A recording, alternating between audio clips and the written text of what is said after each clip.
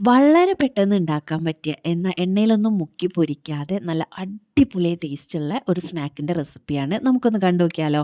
അപ്പോൾ അതിന് വേണ്ടിയിട്ട് കുറച്ച് വെളിച്ചെണ്ണ ഒഴിച്ചൊന്ന് ചൂടാക്കി എടുക്കണം. അതിലേക്ക് ഒരു 2 മീഡിയം സൈസ് സവാള ചെറുതാക്കി അരിഞ്ഞതും ഒരു പച്ചമുളക് അരിഞ്ഞതും കുറച്ച് ഉപ്പിട്ട് ഒന്ന് ജസ്റ്റ് ഒന്ന് വഴറ്റുക. ജസ്റ്റ് ഒന്ന് വഴറ്റി കഴിഞ്ഞാൽ അതിലേക്ക് 1 ടീസ്പൂൺ ഇഞ്ചി വെളുത്തുള്ളി പേസ്റ്റ് ചേർത്തിട്ട് നന്നായിട്ട് വഴറ്റിയെടുക്കുക. ആ ഇഞ്ചി വെളുത്തുള്ളീൻ്റെയൊക്കെ ഒരു പച്ചച്ചുവ ഉണ്ടാവുമല്ലോ, അത് മാറുന്നത് വരെ ഒന്ന് വഴറ്റിയെടുക്കാം.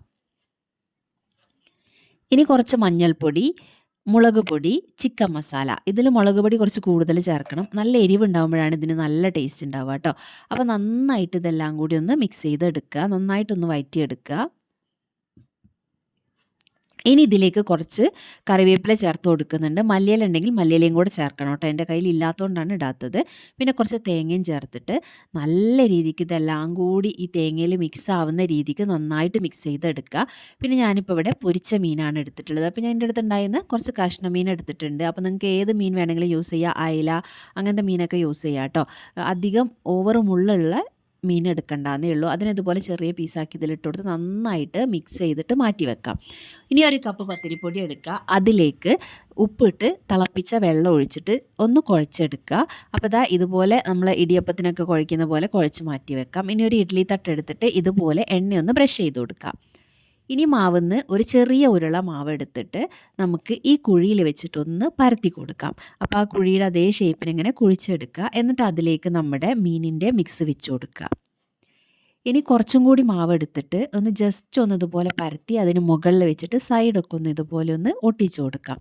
ഇതുപോലെ എല്ലാം ചെയ്തെടുക്കുക. അപ്പോൾ ഇപ്പം തന്നെ നമുക്ക് ഇതിലൊന്ന് ഒട്ടിപ്പിടിക്കാമെന്ന് കണ്ടോ? ഇതുപോലെ നല്ല രീതിക്ക് കിട്ടും.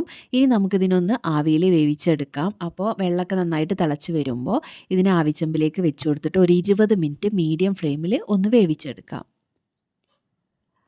അപ്പോൾ ഒരു 20 മിനിറ്റ് കഴിഞ്ഞിട്ട് നമ്മൾ തുറന്ന് നോക്കുന്ന സമയത്ത് നമ്മുടെ മീൻ പത്തിരി വട റെഡി ആയിട്ടുണ്ട്. ഇനി നമുക്കിതെടുത്ത് പുറത്ത് വെച്ച് ഇത് തണുത്തതിന് ശേഷം ഒന്ന് കട്ട് ചെയ്ത് നോക്കാം. അപ്പോൾ തണുത്ത് കഴിയുമ്പോൾ കണ്ടോ ഇതുപോലെ ഇഡ്ഡലി പോലെ നമുക്ക് എടുക്കാനായിട്ട് കിട്ടും. ഇനി നമുക്ക് ഇതൊന്ന് കട്ട് ചെയ്തിട്ട് എങ്ങനെയാണ് ഇതിൻ്റെ ഉള്ളിലുള്ളതെന്ന് ഞാൻ കാണിച്ചു തരാം കേട്ടോ.